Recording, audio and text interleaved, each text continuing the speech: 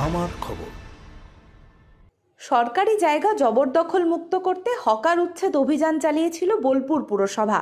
দোকান হারিয়ে হকারদের হাহাকার, ভবিষ্যৎ নিয়ে অনিশ্চয়তা, নানান ব্যাপার উঠে এসেছিল।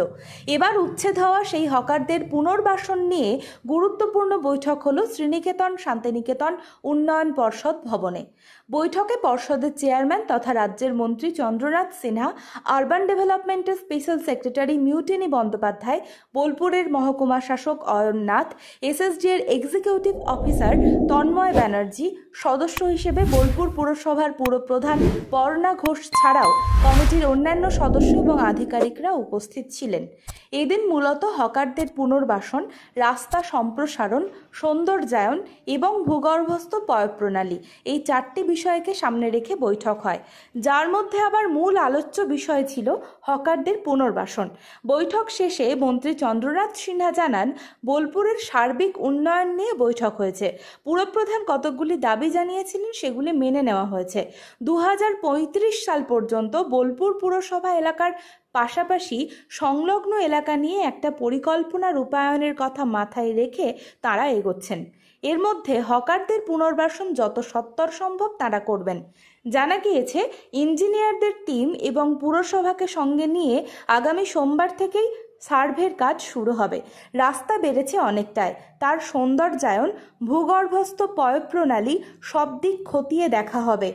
আন্তর্জাতিক শহর বোলপুরকে পরিচ্ছন্ন রাখতে বোলপুরবাসীকে সতর্ক থাকার আবেদন জানিয়েছেন সকলেই।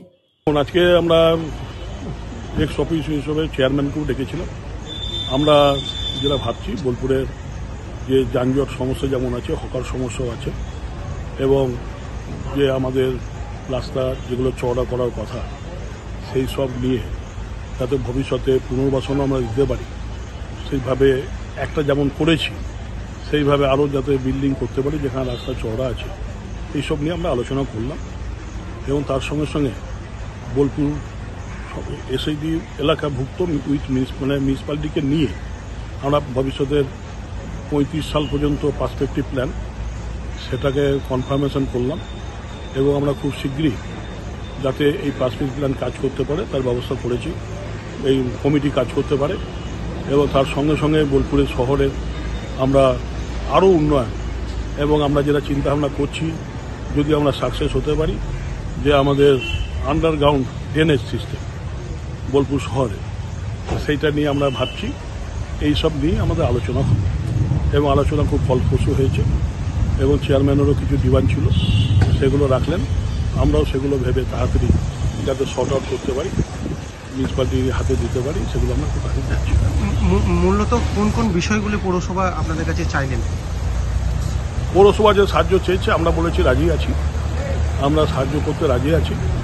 যে হকার পুনর্বাসন নিয়ে আমরা সেটা একমত হয়েছি, যাতে আমরা সোমবারই, আমরা সামনে সোমবারই আমাদের ইঞ্জিনিয়ার যে টিম এবং আমাদের দুজনের মেম্বার, বোর্ড মেম্বার এবং পৌরসভার চেয়ারম্যান সহ, ভাইস চেয়ারম্যান সহ অল কাউন্সিলর, আমরা পৌরসভার যে ইঞ্জিনিয়ার, আমরা যৌথভাবে বোলপুর শহরে আমরা সার্ভে করব যে কোথায় কোথায় পুনর্বাসন দেওয়া যায়।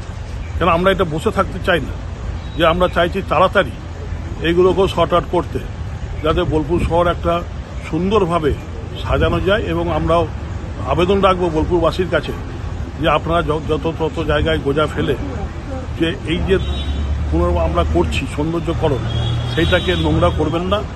আমাদের কাউন্সিলররাও আমাদের সেটাও নির্দেশ দিয়েছি, যে যাতে ওয়ার্ডে ওয়ার্ডে যেভাবে গোজা তোলা হয়, জঞ্জাল তোলা হয়, সেইভাবে আরও দ্রুত গতিতে, মিউনিসিপ্যালিটিকে আমরা বলেছি আরও দ্রুত গতিতে যে ওয়ার্ডগুলোতে বালতি নেই বা যেগুলো দেওয়া হয়নি, কাজ হচ্ছে না, শুরু হচ্ছে না, সেগুলোকে শুরু করার জন্য আমরা বলেছি।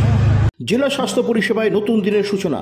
এমআরআই, রেডিওস্কোপি, সিটি স্ক্যান পরিষেবা এবার শান্তিনিকেতন মেডিকেল কলেজ ও হাসপাতালে পাওয়া যাচ্ছে। অত্যাধুনিক ব্লাড ব্যাংক ও প্যাথোলজি ল্যাবের সুবিধা রয়েছে।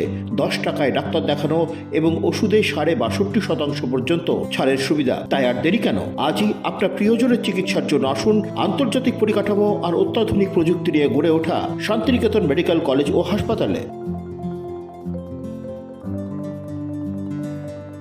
দেখতে চোখ রাখুন আমাদের ফেসবুক ও ইউটিউব চ্যানেলে।